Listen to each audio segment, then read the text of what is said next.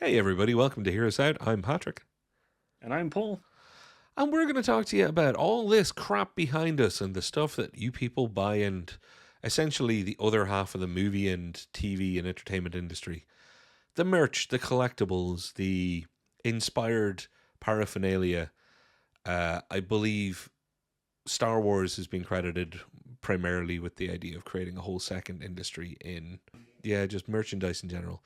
So why do people care about it? Why do people get involved? What makes you interested in having your My Little Pony like duvet cover? What makes you interested in having a Blade Runner, art piece on the wall? Um, Paul, I hate to say it, we probably better start with ourselves in this one. Well, like, yeah, I think so. Just to kind of also put it in context, we're not talking about the business side of things because we can easily just be like, well, the business is selling it because it Yeah, makes money. It's no, more from a personal kind of like from the yeah. audience side, I guess. What makes Um, us? What joy does it bring us? Why does it bring us joy? And why do I have like license plates from old TV shows and movies? you're sick in the head. No. Yeah, that's usually that's the answer to almost everything else I ask. No, cut that out. Um, It's staying in. um, no, I think the most important thing about merchandise or collectibles or something like that, I think it allows me anyway to take something back from not back in a kind of negative way, but take a part of the movie or universe that I love, Yeah, kind of thing. I think that's very much why I do it. It reminds me also of maybe the all the experiences surrounding it. I have a lot of Batman stuff behind me, and I think the reason is that it's like reminds me of the first time I ever watched Batman, all the movies I've gone to, the love of the the character and the stories of bringing people together from Batman and stuff like that. It is such a big pop culture kind of element, and I think owning Batman boomerangs like which goes and the the best Batmobile. Actually, Paul, yeah kind of do thing. you mind showing, as in just rotating your seat chair a little bit? That Batmobile, the greatest Gothic Batmobile of all from the animated series. We already ranked the Yes. Batmobiles, and I agree, Paul. That is the best. But yeah, I think it's very much of kind of yeah, it reminds me of a piece of that experience with that thing. Like Yeah, over on my other side, I've got the ornithopter from Dune, the which is Vanille Danu's version. right. And it just reminds me of me going, "Oh, this is going to be epic." Watching it and going, "This Yeah. was epic." I'm really, and I think it's just owning a part of that experience again for me. And that makes a whole lot of sense. And Paul, I'm going to put something on you, by the way. I'm going to answer part of this for you because there's one thing that you haven't mentioned, and that is, well, there's two things actually, but one, like Batman, it's because Batman's cool. Yeah. And see, this is the intangible. Cool for some, not cool for others, whatever. But some of these things, some of these items, some of these physical items or reminders or pictures, images, models, whatever they might be, they're also just intrinsically cool. If you'd never heard or seen Batman before, and you've done this, I've done this, and we've both done this actually together, we've seen something out and about, and we've looked at it and gone, that just looks cool. What's that from? Because, we'll be in a Yeah. situation where we know it's from something. And then we're interested to see what's the thing that had something that looked that cool in it, be it for its styling, its coloring, its creation, whatever it might be. We both have a bit of a gothic sensibility at times too, I think. Um, or Art Deco more than anything else, I guess, for me. But God, dude, like, I don't have an excuse. Like, you. I hope you don't mind me outing you. You're talented. You're a modeler. You create also. And build. I like cars. I'm gonna sound. Yeah. I'm like the old bad James Hetfield kind of Napster bad guy in this moment. I like cars. Cars good. But because since I was a kid, I've enjoyed automobiles and comedy. Like on this wall over here, load of comedy stuff. Over there, Mhm. stacked up, loads of things, lots of tech and other, like there's a Thor's hammer up there that you can't see. I'm into mechanical things. I'm into automobiles. I'm into movies and entertainment and comedy. So, like, there's no surprise that formatively for me, where's my finger? Trans Am and Burt Reynolds and the Bandit. Uh, Yeah. love Ghostbusters. You can see the Ghostbusters guys here and Ecto One up there. And these, I grew up in a time of these TV shows, this Knight Rider and I'm trying to move my head, but not my finger. God, this is hard. Move the chair. There you go. Magnum. So, TV shows back in the 80s, there were TV shows where the cool people had cool cars. And that was part of kind of the fun for me. So Yeah. you're right. They're a reminder, but also a thing for me. And I have other rooms. This is the smallest room in the building I'm currently in, and that's why I'm relegated along with all my shit. But I have rooms where there is nothing like any of this, where there will be just a nice piece of art on the wall. And that's it. Mhm. And that's nice for that room. But sometimes I think people like us and a lot of people who are into music or comics or whatever your thing might be, you will maybe carve out a little bit of a space where you can go and feel just a little bit surrounded by it.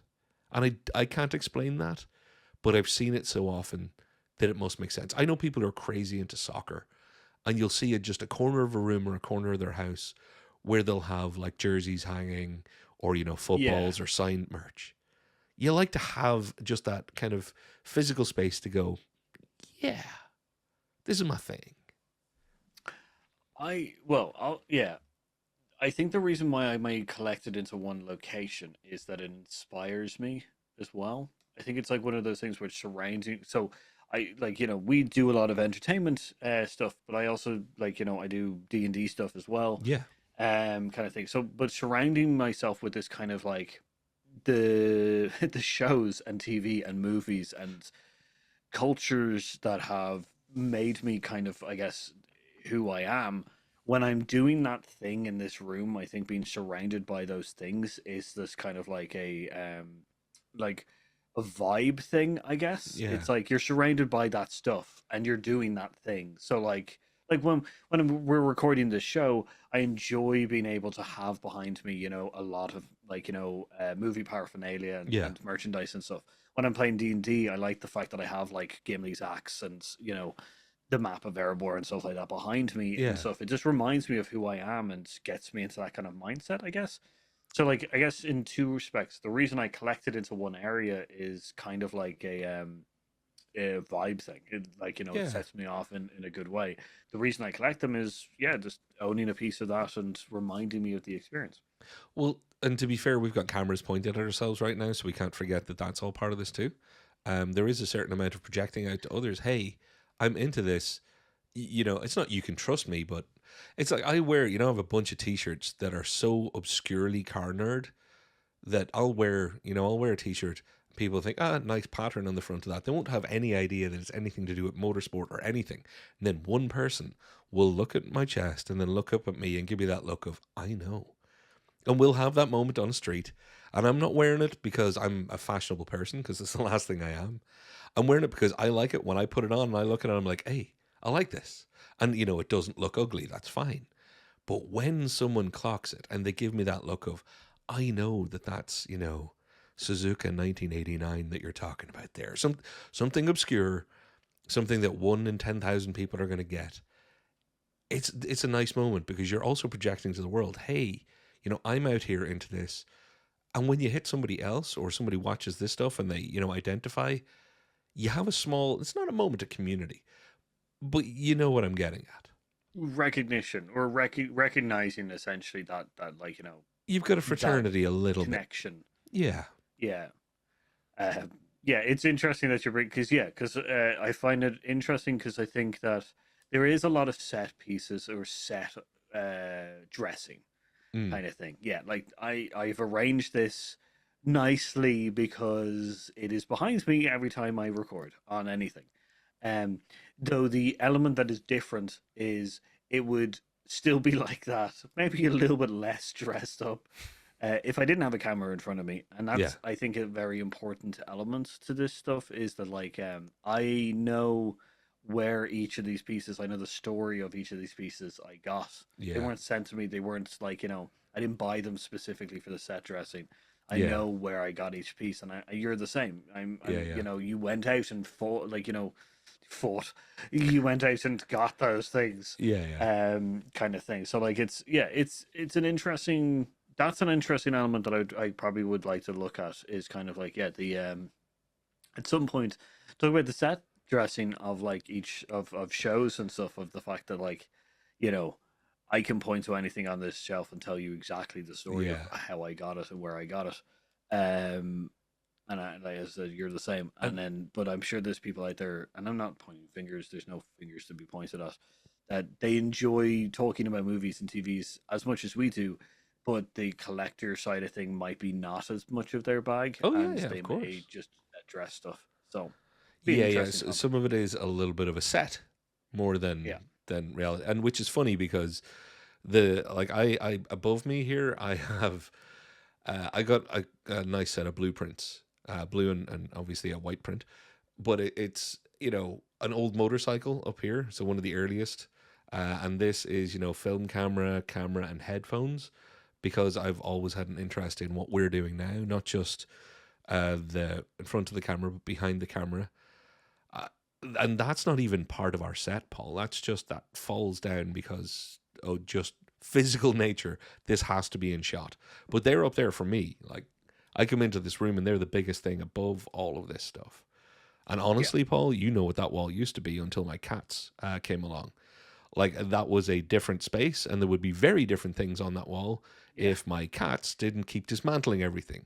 The yeah, reason most things are arranged the way they are, including and specifically this is now a barrier to stop my cats from pulling all the other cool stuff that I'd love to show you apart. Um, yeah. so some of it's just practicality, but it would all be here even if we weren't doing this, and I know that's the same for you.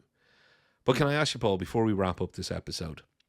There's another couple of rooms. I'm lucky enough to have, a bedroom and a sitting room as well as this thing.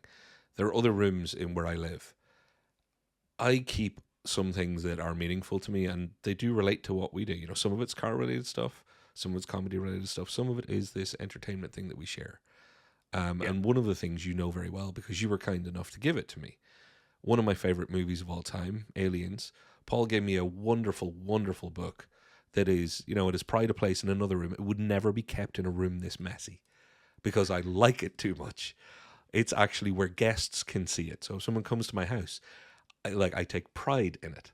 So there are things like that where it means something to me because I know you gave it to me, and I know why you gave it to Oh, me, and it's something that you know about me and you understand intrinsically that it's not just a movie to me because of what we feel about movies in general, but specifically, the works of art, let's call them. And that's nice. hmm. Do you have things that either in that room or somewhere else that you're like, yeah, some of these will remind me of things, but then some of them just take on another level of they're so related to the art, the story that came as to how I got it, etc., etc. So yes, yeah, no, they're definitely, yeah. There's definitely things that have made it outside this room, which are two places of bigger, like, not bigger pride, but kind of more, that they've made their way out into the other house, like the other elements of the house and stuff like that. So yeah, there's books especially.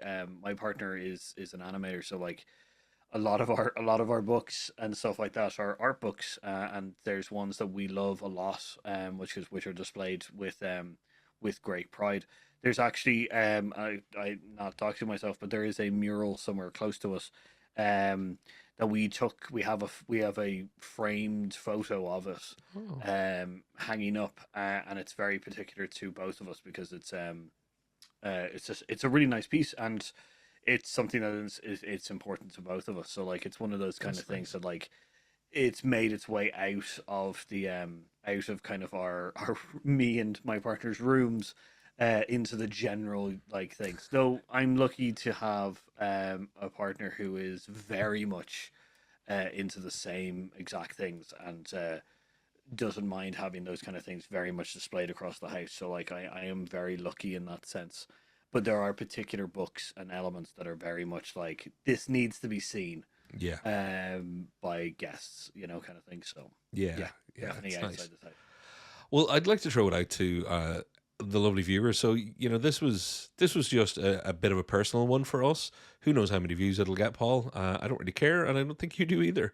Because I would No. just love to hear from anybody who has watched this how they feel in relation to things. Some people go, "I hate buying stuff that's in relation to anything," and to which I will say, well, look harder across your things because maybe it's music, maybe it's sport, maybe it's something else.